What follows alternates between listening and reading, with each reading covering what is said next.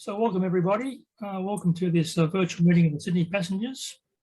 Special welcome today to Margaret, Simon and Nicole attending their first virtual meeting of the Passengers. Welcome. Thank you. Always good to see Marketa and Alice from the Czech Republic joining us. It's very early in the morning their time. Hello. A special guest presenter with us, Dan Friedman from New York. Hello, everyone. Welcome. Hello. A bit of news, the next issue of the Passengers Log is being worked on as we speak. Probably a few weeks away from going to the printer. So we're looking forward to getting that out to you all as soon as we can. And a reminder that the Passengers Facebook group is a good place to catch up with your fellow passengers. We have a members only private group, so you need to apply to join that if you haven't joined so far. There's always some interesting stuff being posted there, so it's good to keep in touch that way as well. As I mentioned, our guest speaker today is Dan Friedman from New York. He's midnight his time Saturday, so he's having a late night to join us. Thanks, Dan. My pleasure. We will be recording this meeting and posting it up on YouTube when it's all been edited. So if anybody who does not want to get recorded, please let me know and we'll try and cut you out. A bit of news. After the announcement in May by Netflix that the second Enola Holmes movie was on the cards, there's been a deafening silence ever since, so we assume it's still going ahead. There's been plenty of speculation though about a late 2022 release will be on the cards, and that the movie will probably be based on the second book in the Nancy Springer series called The Case of the Left-Handed Lady. There's also regular speculation about the BBC Sherlock series going into a series 5 or another standalone movie. All the major participants in that project say they want to do it, but I guess we'll just have to wait and see and hope, keep our fingers crossed that something else does eventuate from that stable. The next movie in the Robert Downey Jr. Jude Law series, with the working title of Sherlock Holmes 3, still on the back burner according to the latest media mentions. So we're filming yet to commence on that, so we're not too sure what's going to happen to that eventually, but hopefully we'll keep our fingers crossed that turns up as well. And Netflix are also reportedly still working on a movie called Sherlock Jr., another movie aimed at young adults, but this time set in modern times. So we'll keep our eyes open for that. A few anniversaries of note to mention. August 1914, of course, was the time when the events of his last bow took place. August the 7th, according to William S. Baring-Gould, was Dr. Watson's birthday. No, not much evidence to promote that, but that was his supposition. On the same day, August the 7th in 1930, Arthur Conan Doyle received his knighthood. Sorry, August the 9th, like 1902, Arthur Conan Doyle received his knighthood. But on August the 7th in 1930, Arthur Conan Doyle passed away at the age of 71. And on August the 30th in 1889, Arthur Conan Doyle and Oscar Wilde had dinner in London with the editor of Lippincott's magazine, which led to the eventual writing of both the Sign of Four and the picture of Dorian Gray. So an auspicious month for Sherlockian anniversaries. Anybody else got any news I'd like to regale us with? Otherwise we'll move on to a show and tell. Anybody's got some recent purchases they'd like to show us? Yeah, Margaret? Okay, so bottom line is, if you haven't looked at it, if you want something kind of with a Sherlockian twist to do in lockdown, there's a few little things which open a few doors via the Spermaceti Press newsletter. I also got a copy of the Sherlockian puzzle book from Abby's, which has got a bit of fun things in there. They're not particularly challenging, although they say they are. I don't think they are. But again, good things to do in lockdown when you're pencil sharpening between working on your sections of your magnum opus. Okay, thank you. I've recently purchased this little book here called Sherlock Holmes, Arthur Conan Doyle, Sherlock Holmes in Switzerland, which is put out by a group of the Reichenbach irregulars in Switzerland. You may recall that in The Empty House, when Sherlock Holmes returns and Dr. Watson faints, Sherlock Holmes tells Watson that he spent a week, went after Reichenbach Falls, he went over the mountain in the darkness and spent a week getting to Florence. This booklet covers 3 different routes, possible routes he might have taken, with investigations of all the train timetables and the various mountain guides he would have had to have used. So it's very, very interesting reading. So I'm doing a review of that for one of the forthcoming logs in the future. Lee, you always got something for us in show and tell. Anything there you've picked up recently? This is a a famous one, The Exploits of Sherlock Holmes, by Arthur Conan Doyle and John Dixon Carr. Right. I had a copy of this years ago, but I succumbed and bought another copy of it not too long ago, and looking forward to rereading that. And I also got Tales of Love and Hate by Arthur Conan Doyle, who's Conan Doyle's son, of course. No idea what that's like. Never read that. And this one here intrigued me a bit. It's Holmes and the Ripper, a play by Brian Clemens. Those of us old enough to remember the series The Avengers from the 60s with Diana Rigg and Patrick McNee might remember that Brian Clemens was the writer for that series. So he did this play about Holmes and the Ripper. I mean, that's a subject that's been touched on many a time, of course. But yeah, curiosity. So there you go. Very good. Thank you, Lee. Paul, did you have something? I've got something too, Bill. Thank you. Yep. I've got something that I picked up in a French bookshop about 2 years ago on the left bank. It's called Le Chien de Sherlock Holmes. It's published in 1912 with illustrations, all written in French, of course, but it's very rare apparently. And on a lighter note, I don't know whether any of you have seen this, with an acknowledgement by Adrian Conan Doyle on the back. They're very clever children's books. So Basil of Baker Street, I've got a couple of them. Very amusing. Good. Thank you, Paul. Oh, could I mention one more thing? It's not really a show and tell thing. Well, it's a kind of a tell. A tell rather than a show. Quickly. Hang on, Bill's frozen. I'm still You right, Bill? Yep, I'm here. Oh, I just wanted to mention quickly that Howard Ostrom, from the last, the guest at the last meeting, I got onto his Facebook page and everything, and I was able to surprisingly reveal to him some information about a connection of Sherlock Holmes in an early Australian film that he wasn't aware of. And it was a film called The Gyra Ghost Mystery from 1921, which is considered to be a lost film. And it had a character in it called, it escapes me now. Anyway, it was a Sherlock Holmes connection, a faint one, but he didn't know of it, and he was quite thankful for it being brought to his attention. So I just thought I'd mention that.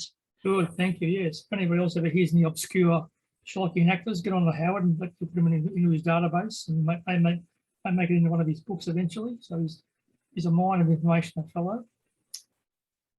Okay, anybody else got anything to tell us? Well, without further ado, I'll pass over to Dan. Oh, sorry, Alish, you're up. Alish, yes. Your microphone's on mute too, Alish. Yes, I have a question. I have also The Exploits of Sherlock Holmes by Adrian Conan Doyle and John Dixon Carr. But in the introduction written by anonymous editors, it starts, it is fairly certain that no reader of the Strand magazine in 1887 could have guessed that Sherlock Holmes and Dr. Watson, etc. There is written the year 1887 of the Strand magazine, but it did not exist. No, that's a strange one. Yeah. Someone made that Is up. it also in another editions or only in my edition? This is from 1999, Random House, Gramercy Books, New York.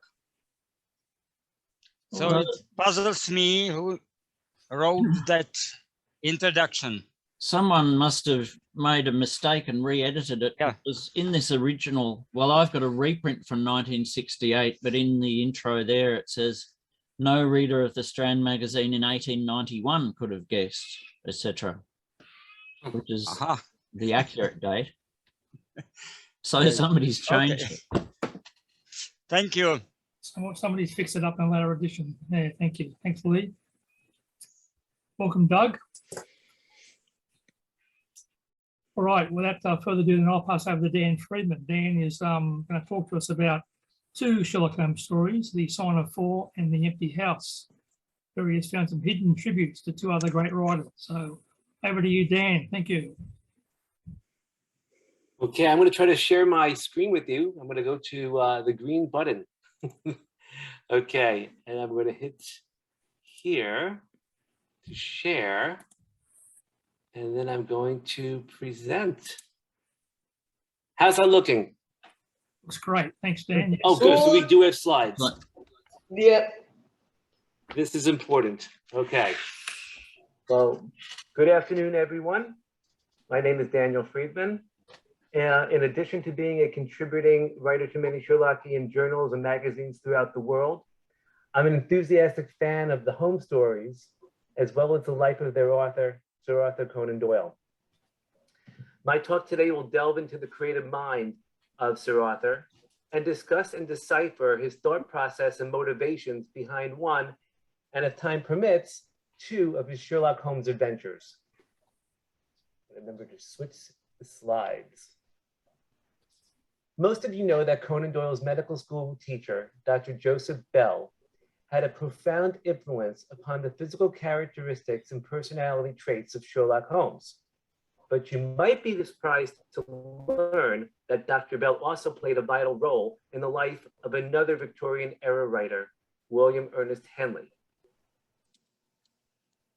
Henley is best remembered for his enduring poem Invictus, a title that befits the challenges he had to face before he became a celebrity.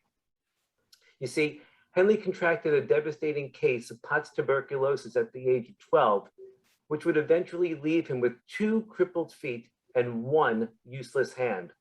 In his early 20s, Henley, who had already lost his left foot to amputation, was informed by his doctors that it was necessary to amputate his right foot if he wanted to live.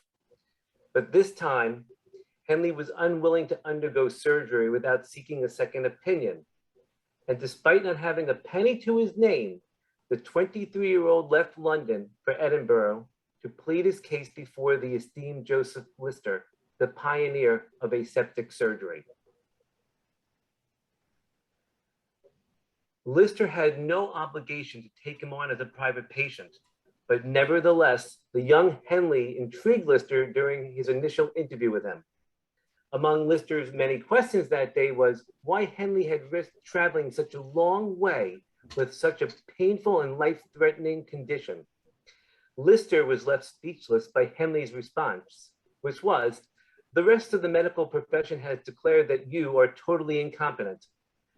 Lister, appreciative of Henley's facetious response, immediately accepted him as one of his private patients. This meant that Henley would remain a resident in the hospital for the duration of his treatment, and for the greater part of 2 years, Dr. Lister devoted himself to salvaging the promising young poet's foot. Coincidentally, during the same period of time, a young Joseph Bell was newly appointed as attending physician at the Royal Infirmary and was assigned to work with Lister on Henley's case. This was the start of Henley's and Bell's lifelong friendship.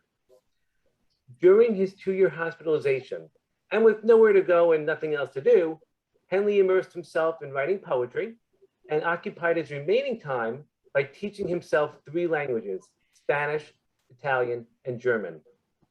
He was also fortunate enough to befriend Leslie Stevens, the editor of the prestigious Cornhill magazine. Stevens was so impressed with Henley's poetry that he asked Robert Louis Stevenson, who was fast becoming a household name, to pay the fledgling writer a visit. Stevenson ended up forming an immediate friendship with and great admiration for Henley.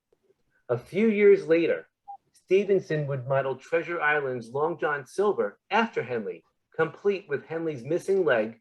In the preface to that book, Stevenson writes, "I then had an idea for John Silver, from which I promised myself funds of entertainment, to take an admired friend of mine, whom the reader very likely knows and admires as much as I do, to deprive him of all his finer qualities and higher graces of temperament, to leave him with nothing but his strength, his courage, his quickness, and his magnificent geniality, and to try to express these in terms of the culture of Aurora Tarpaulin." Stevenson would later describe Henley as the possessor of, quote, "a leaning head and a splendid torso," end quote, and voiced his deep respect for his, quote, "main strength and masterfulness under acute and crippling pain," end quote. Meanwhile, Stevenson's stepson, Lloyd Osborne, a famed author in his own right, remembered Henley as follows: "A great, glowing, massive-shouldered fellow with a big red beard and a crutch, jovial, outstandingly clever, and with a laugh that rolled like music. He had an unimaginable fire and vitality. He swept one off one's feet."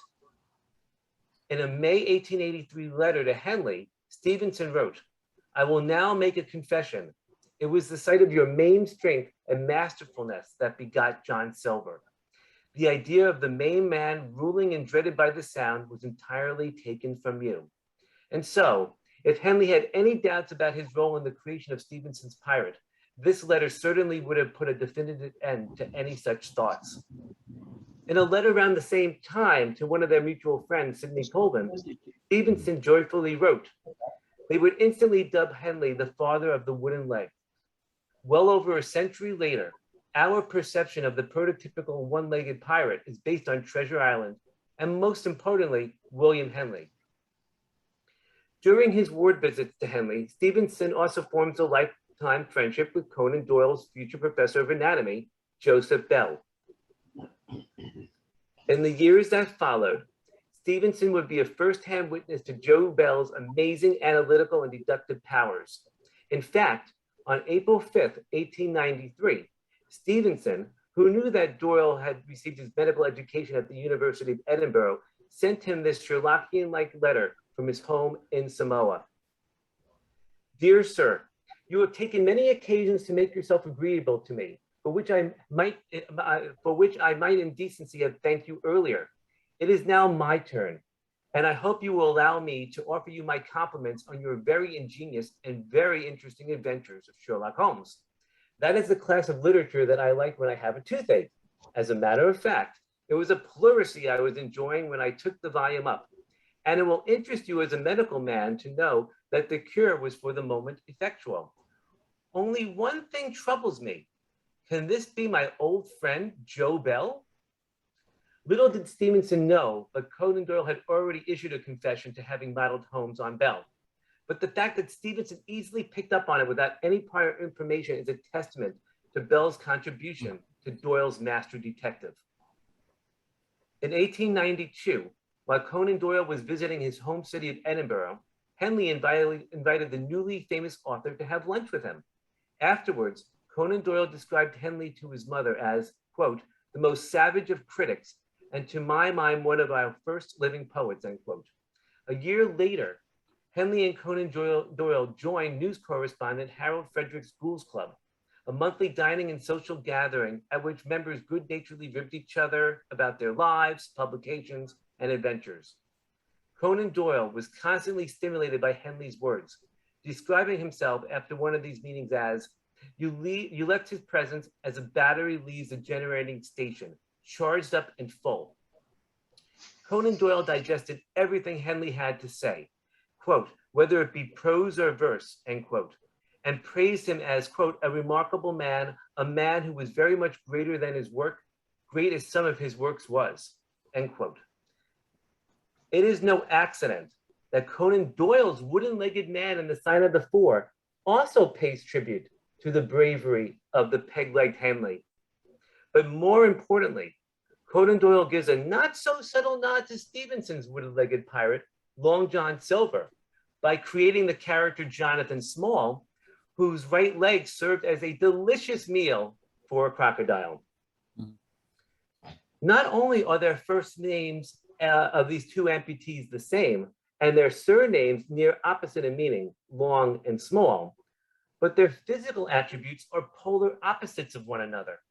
While Long John is described as being intelligent, very tall, and lacking a left leg, Small is described as being poorly educated, small, and lacking a right leg. Conan Doyle makes the, quote, minor point, end quote, of differentiating Silver's profession from that of Small's by telling us that his, quote, wooded-legged friend, though a fair climber, was not a professional sailor, end quote. It is clearly apparent that Doyle was paying tribute to Robert Louis Stevenson's Treasure Island, but these two tales have lots more in common than just wooded-legged men. Conan Doyle's The Sign of the Four and Stevenson's Treasure Island both feature narrators, John Watson and Jim Hawkins respectively, who chronicle events for the reader. Both tales utilize physicians who enforce the law as a side job. Watson is the partner of a consulting detective, while David Livesey doubles as a magistrate. And both of these physicians were wounded. Oops. Oh. The plots of these two adventures bear remarkable resemblance to each other. Oh, let's see what's going on. My internet is unstable. That's not good. Oh, okay, we'll think we're good again. Long John Silver and Jonathan Small are both searching for valuable treasure chests. And Doyle made sure to open chapter 2 of The Sign of the Four with Miss Mary Marston informing Holmes about a telegram she had received from her father upon his being granted leave and his return to England. She tells Holmes, in the year 1878, my father, who was senior captain of his regiment, obtained 12 months leave and came down at once, giving the Langham Hotel as his address. What underlied Doyle's specific choice of hotel is that in one of Stevenson's stories, The Wrong Box, one of his characters dispatches a telegram from that very place. I will read you the paragraph from which it is contained. A telegram, very laconic. Speedily the wires were flashing the following important missive. Dixon, Langham Hotel.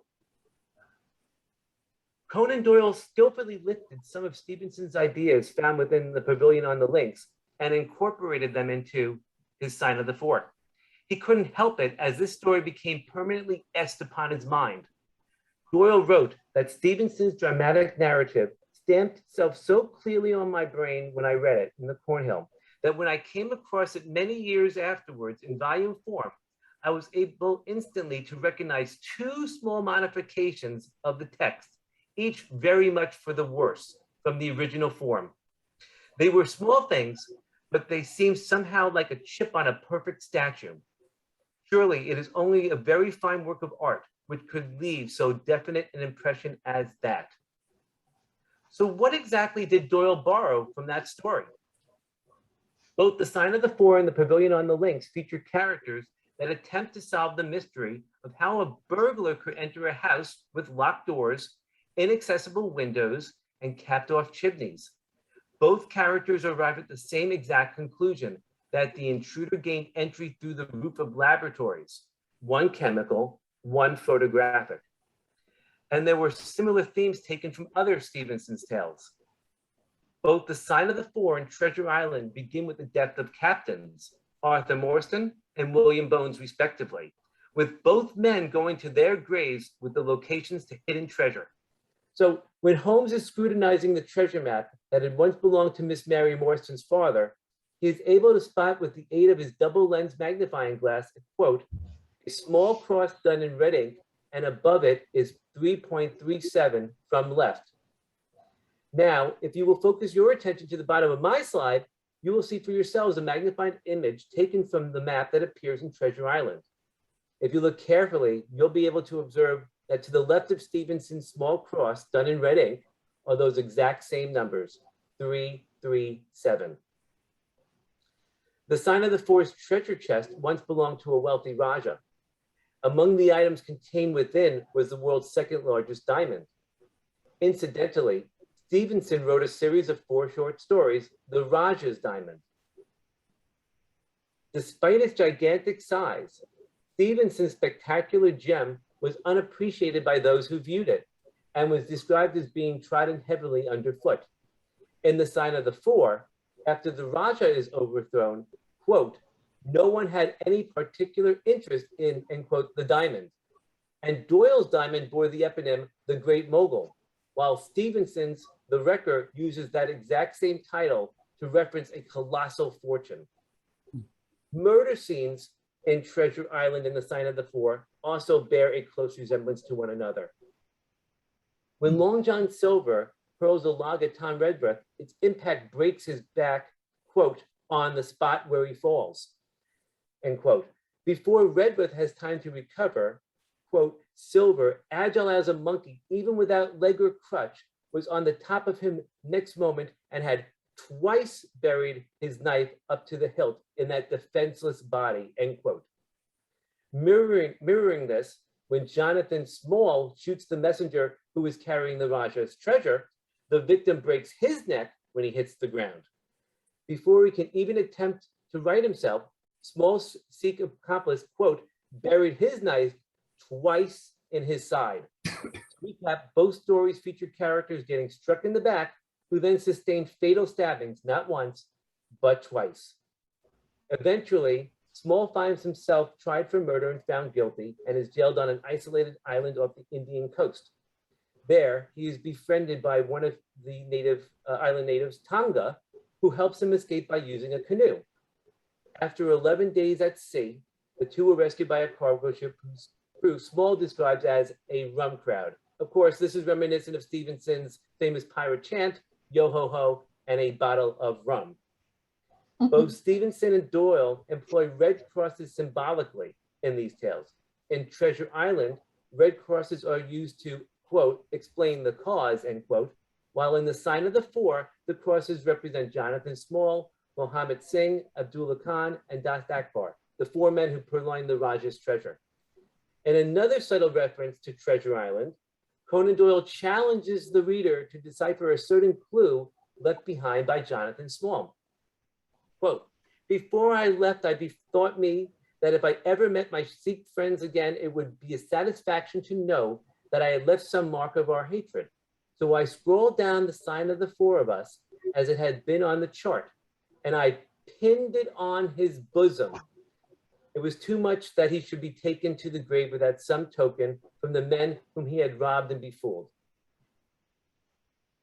When these words are properly decoded, it becomes clear that Small had purposely pinned his note on the dead man's chest, the dead man's bosom. In Treasure Island, Stevenson's pirates aboard the Hispaniola sing 15 men on the dead man's chest.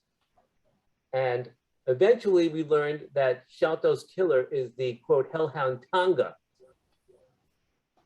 Tonga is an island in the South Pacific in close proximity to Samoa, the island nation where Stevenson lived out his final years.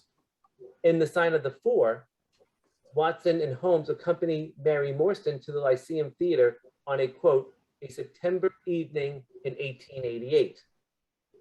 On its marquee that night would have been the following words: The Strange Case of Dr. Jekyll and Mr. Hyde, a production based on Stevenson's enduring work of the same name. It's not a coincidence that Sherlock Holmes and Henry Jekyll both self-medicate with concoctions that bring out the worst in them. Mm-hmm. Jekyll's potion turns him into a creature without conscience, while in the sign of the 4, Holmes injects himself with intravenous cocaine, leaving Watson no choice but to issue this warning. Count the cost. Your brain may, as you say, be roused and excited, but it is a pathological and morbid process which involves increased tissue change and may at last lead a permanent weakness. You know too what a black reaction comes upon you. Surely the game is hardly worth the candle. Why should you, for a mere passing pleasure, risk the loss of those great powers with which you have been endowed? Remember that I speak not only to you as one comrade to another, but as a medical man to one for whose constitution he is to some extent answerable. In the case of Holmes, cocaine is a pharmacological potion that elicits what Doyle describes as a black reaction, whatever that might be. Stevenson's preface to the New Arabian Nights could be read as an appropriate dedication to Conan Doyle. It read, "I must prefix a word of thanks to the gentleman who condescended to borrow the gist of one of my stories and even to honor it with the addition of his signature. When Conan Doyle died in 1930, his family was charged with the responsibility of selecting words to grace his tombstone that would encapsulate their departed knight, patriot, and man of letters. They chose these 4 words taken from Stevenson's poem, My Wife, Steel True, Blade Straight. And for those of you who believe that Conan Doyle possessed some sort of psychic abilities, he chose the 3rd of December for Captain Morstan's date of death, the date on which Robert Louis Stevenson died in Samoa. The sign of the 4 was Doyle's way of paying homage to his favorite home city author. Not only are its themes and characters reflective of Treasure Island, but Conan Doyle scattered many Easter eggs throughout its chapters that pertain to Treasure Island's author, Robert Louis Stevenson. That no one has been able to spot these parallels illustrates just how masterful a storyteller Conan Doyle was. Before I continue on with the next part of my talk, I'd like to discuss James Barrie, the author of Peter Pan, and who happened to be Conan Doyle's very good friend. Not only did they both attend the University of Edinburgh, not only did they both play cricket on the same team, but they partnered in writing the play Jane Annie. And if that came to Doyle's, Barrie might also have been paying a tribute of his own to William Henley with his immortal pirate, Captain Hook, and most likely to his friend and teammate, Conan Doyle. How so? Remember, Jonathan Small's foot served as a delicious meal to a crocodile. And William Henley not only had 2 bad feet, but he had a withered hand. I'm sure all of you will vividly recall that the vengeful Captain Hook lost his hand to a crocodile. I'm going to go on to part 2, The Empty House, a near-death experience. Now, I'll start up with a little part at the top. Well, sir, if it isn't too great a liberty, I am a neighbor of yours. And that's going to be very important because those words are found within this story. Although Conan Home Stories made him an overnight international sensation, by 1893, he started to resent the charismatic character who had brought him world acclaim. Doyle would have preferred that his adoring public look at him as a scholarly writer of great importance and not a teller of detective fiction. And so he figured out a way to quickly and permanently rectify the situation. He killed Holmes. Now, at least for the next 9 years, he was free to write plays, semi-autobiographies, historical novels, short stories, and even editorials. And these new works cemented his reputation as a first-rate writer, and he gained the respect of other well-known writers of his time, men like Rudyard Kipling, Robert Louis Stevenson, and his neighbor, Grant Allen. It is the latter author who I will be dedicating the remainder of my speech to, for he had a critical influence upon one of the most important Holmes tales. Let me provide you with a little background information on Grant Allen. He was born near Kingston, Ontario, and then emigrated to England in his early teens, where he completed his formal education at Oxford Merton College. After his graduation in 1870, he was appointed professor at Brighton College, and 3 years later, he went to Queen's College on the island of Jamaica. In 1876, he abandoned his teaching career for writing and soon became the Isaac Asimov of his generation, writing books in almost every literary genre, including natural history, evolution, science fiction, sociology, psychology, religion, travel, theology, mystery, fiction, science, botany, and biographies. Conan Doyle first met Grant Allen in 1883 at Smith Elder and Company's full dress dinner party held at the Greenwich Ships Tavern. Their introduction to each other must have been brief, for in a letter to his mother, Doyle stated that he had met Alan Grant, the botanist. Over the next 12 years, the two men had some brief encounters with one another. But in 1895, Alan, who was well aware that Doyle's wife Tui had tuberculosis, urged him to relocate to Hindhead, boasting that the district's soil and air quality had cured him of his consumption. Conan Doyle, who was always in search of the ideal climate for his wife, immediately acted upon Alan's suggestion and purchased a plot of land just down the hill from Alan's home. This now made these two great intellectuals neighbors. They would forge their friendship by going on weekly bicycle excursions through the Surrey countryside, where they engaged one another in long conversations on all sorts of topics along the way. And when they weren't out pedaling on their bicycles, they busied themselves by submitting new works to their shared publisher, George Newen's Strand Magazine. But in 1899, and just 2 chapters shy of completing his detective story, Hilda Wade, Alan became deathly ill. He desperately wanted to complete it, but he knew he couldn't do it alone. And so he asked Doyle, his neighbor, to complete this groundbreaking work of detective fiction for him. Probably feeling he owed Alan a debt of gratitude from saving him from developing writer's cramp or steering him in the right direction to Hindhead, Doyle got right to it. He worked alongside Alan and occasionally independently of him on those last 2 chapters, the episode of the officer who spoke perfectly and the episode of the dead man who spoke. On October 25th, 1899, Alan succumbed to liver cancer and joined Holmes in the other world. Fortunately, Hilda Wade was a success from start to finish, thanks to the aid of Conan Doyle. But it turns out that Hilda Wade was not destined to become Doyle's final gesture of respect to one of his generation's most prolific and beloved writers. 4 years later, Conan Doyle decided to resurrect his Sherlock Holmes character in The Empty House, a cliffhanger which revealed how Holmes had been able to survive his purported end at great after being ambushed by the evil Professor Moriarty and his minions. But what Doyle failed to disclose to his readers was that he had also scattered Easter eggs throughout the entire tale, each of them associated with Grant Allen. The Empty House opens with Watson briefing us about a decade-old case involving, quote, the murder of the Honorable Ronald Adair under the most unusual and inexplicable circumstances. At the time of his death, Ronald Adair was sharing a home with his mother and his sister Hilda.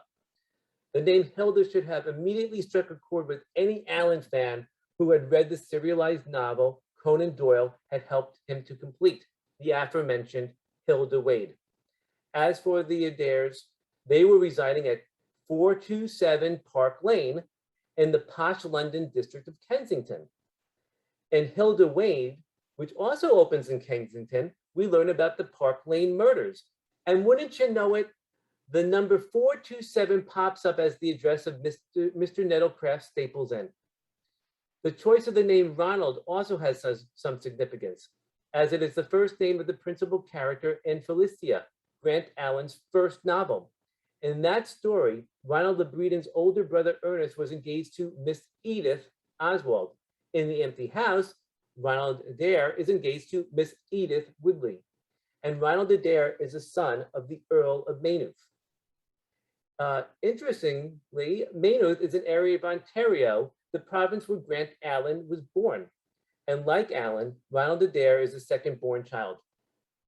In The Empty House, Dr. Watson walks along the streets of Kensington where he accidentally collides with a book-carrying, elderly, deformed man. This bibliophile becomes irate when his precious books are knocked from his hands and onto the pavement. What were those books? Among them are The Origin of Tree Worship and Catullus. The Origin of Tree Worship was an essay authored by Allen, and Catullus was translated by him. Another of the old man's fallen books is British Birds, a tribute to one of Allen's earliest published essays, English Birds and Their Haunts, with 5 illustrations, which appeared in the 1880 issue of the Magazine of Art. And the 4th book was The Holy Wars. And that's an unstated allusion to Allen's first novel, Philistia. Philistia, today a region in modern-day Israel and Egypt, was hotly contested during the medieval Crusades, or as most historians would refer to them, the Holy Wars. Watson then discovers that the elderly gentleman is Sherlock Holmes in disguise. Once Watson has recovered from his initial shock, Holmes tells him how he managed to escape death.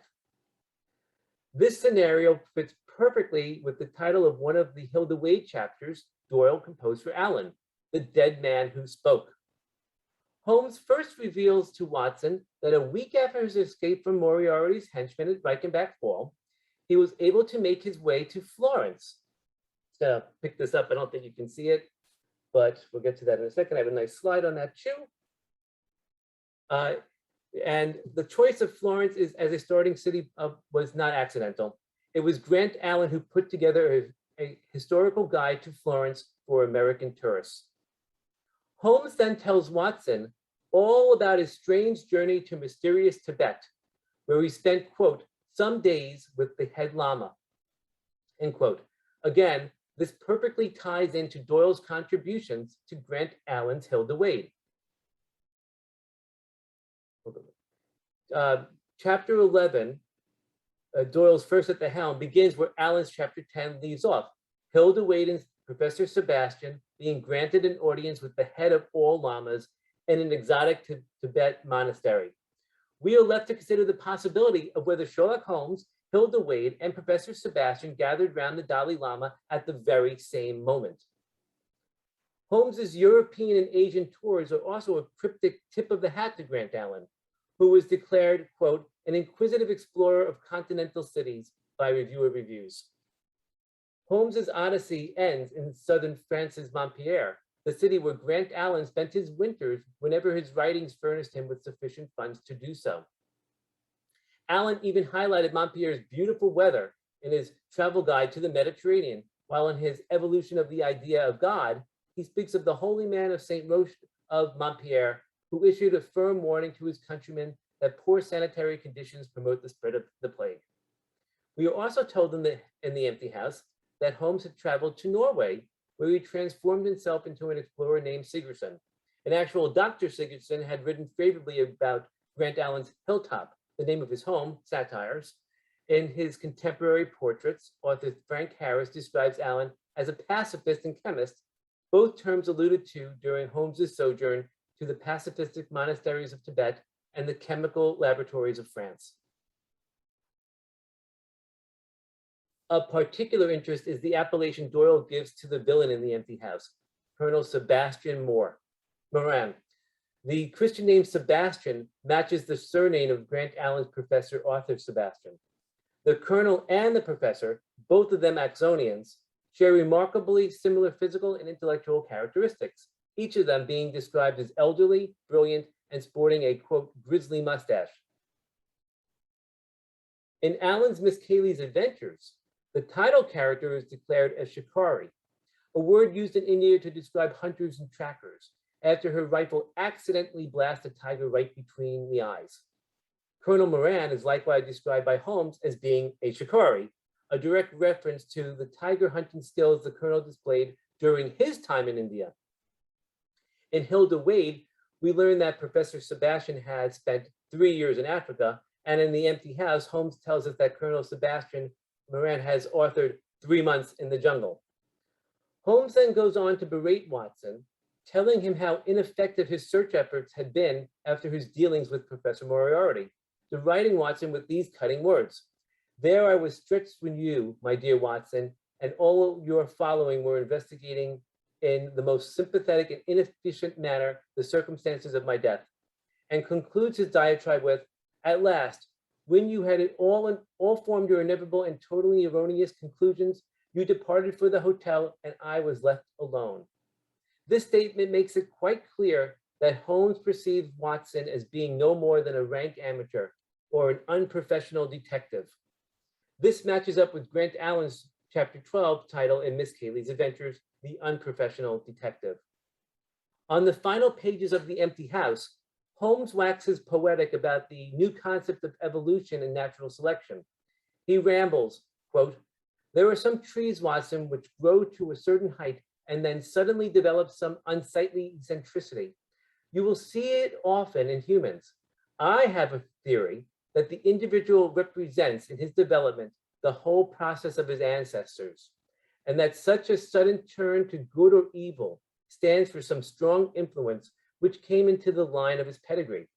The person becomes, as it were, the epitome of his history, the epitome of the history of his own family," end quote. This statement, which students of biology learn as ontogeny recapitulates phylogeny, is a phrase that might well have been uttered by Grant Allen, a noted naturalist and evolutionist in his own right, as well as the biographer of Charles Darwin and a close friend of Herbert Spencer, the coiner of the phrase survival of the fittest.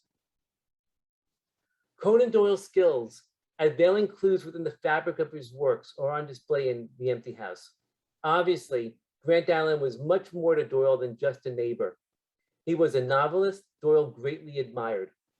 While Doyle's Holmes would go on to become the symbol of the detective novel, so too did Grant Allen's Hilda Wade pave the way for generations of female detectives, among them Agatha Christie's sophisticated Miss Marple, Edward Stratmeyer's juvenile whiz kid Nancy Drew, Sue Grafton's alphabet-solving Kinsey Milhone, and Jeffrey Deaver's street-smart police officer Amelia Sachs.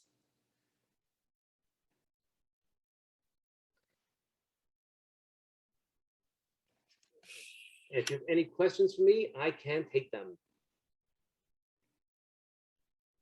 Thank you, Dan. It was intriguing.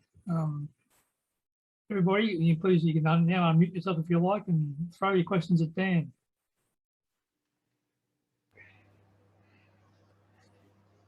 So Dan, in terms of pulling together your information, what was your starting point? And was it serendipity, the finding the Grant Allen connection at first, or did that flow on from the earlier things like you were saying, or had you been reading kind of widely in that area? So, for example, then you were thinking, hang on, there's something here that's going on. How did you kind of creatively reach the point you reached as you're talking about creativity? Yes, Margaret, I will tell you that the first thing that I came up with was I knew there was a clue that Doyle left when he wrote about his neighbor in The Empty House.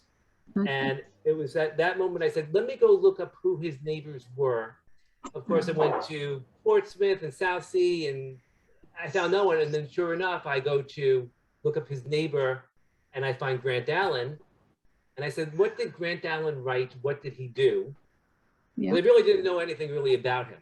Yep, fair enough. And of course, and when you look him up, you find things like Florence. And then if you read the stories that Conan Doyle, the chapters that Doyle finished, you see the first thing you see is they're in Tibet with the Dalai Lama. And I'm like, oh my God, the Dalai Lama, that's where Holmes went after he fell off the falls. And then the book on Florence, the first stop after his fall off Reichenbach was to Florence. And then I said, let me track down and see if there's anything else in this story that relates. And of course, you find that he translated Catullus, and you find that he wrote Origins of Tree Worship, and that his first essay that was published was English Birds and Their Haunts. And I was like, English birds, that's not in here. And then I went, wait a minute, he had British birds. Yeah. He was paying tribute the entire time. And with the same thing with Treasure Island, I already knew that Doyle loved Robert Louis Stevenson.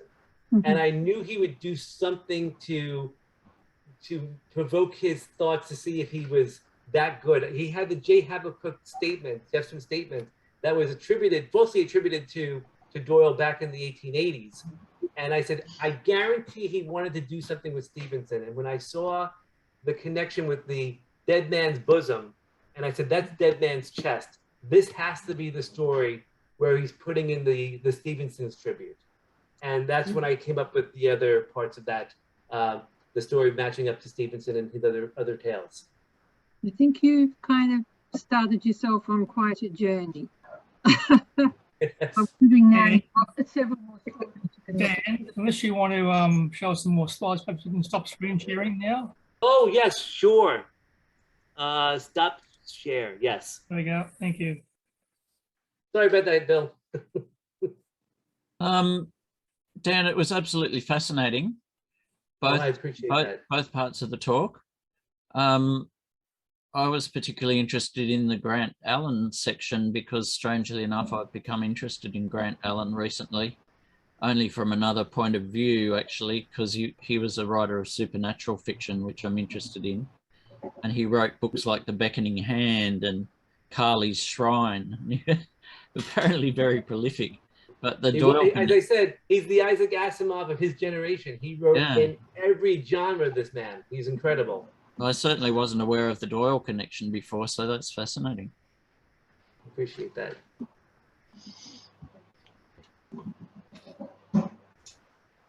I just like the fact that he actually used his travel books as some of his points, and then even with his own connection to Grant Allen, writing the last 2 chapters of Hilda Wade, that put in his connection with Tibet. Because when you think about Sherlock Holmes, you don't think of him wanting to hang out with the Dalai Lama from the first couple of stories you have read. And then all of a sudden it's a mission to go to Tibet. It was his second stop. Keith wrote an essay recently, didn't you, Keith, about that subject? Yeah. Yes, I've been trying to explain what happened during the great hiatus. And the second one is with the editor of the journal at the moment. I'm also then going to look next year at Sherlock Holmes in Saudi Arabia and Iran as they were then. So it's a fascinating period for Sherlock Holmes. And now I've found out about others who are also meeting with the Dalai Lama around the same time. There you go. Yeah, it appears that I guess Richard Burden was on Doyle's mind when he goes into Mecca, because Richard Burden did go into Mecca, and to do so, you have to be kind of in disguise. Yeah, you're not allowed to go into the holy city of Mecca. Just here I am, coming in. You have to, you have to make sure that everything looks right. Even everything. Yeah, and Holmes was able to do so. So I think there was a couple other tributes that he was doing with these with other people that he knew. Yep. Fascinating stuff, Stan. It's I think you've opened a can of worms here. Yeah. It's tangents going off everywhere, I think, after this. All these connections that you've found, it sounds like they're all in cahoots together. Dan, are you publishing those theories or those researchers somewhere, or have they been published? Yes, as a matter of fact, the Dead Man's Chest was published in the Baker Street Journal about 2 years ago. Okay. And the Empty House was published with the Bootmakers of Canada. Oh. Yeah. It would be interesting. I gave you guys more than what I put into those. Those were abridged versions, and I gave you more of the fuller. Bearing in mind that Asimov was a keen Sherlockian, it makes you wonder whether some of his stories, what the neighbourhood in his stories, if you like, what was he doing? Absolutely. Yeah, I think you've opened up a huge web. Thank you, Margaret. Yeah. That's great. Thank you very much, Dan. Looking forward to your article coming out in the next Passenger Log as well. So, Oh, me too. yeah, that's It's very exciting for me also. good.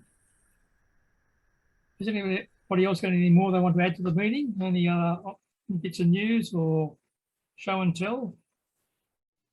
Well, I'd like to thank Dan very much for staying up to midnight his time, or as 1 a.m. now his time, to go through this fascinating linkage with us of all these writers using each other's bits and pieces in their own stories.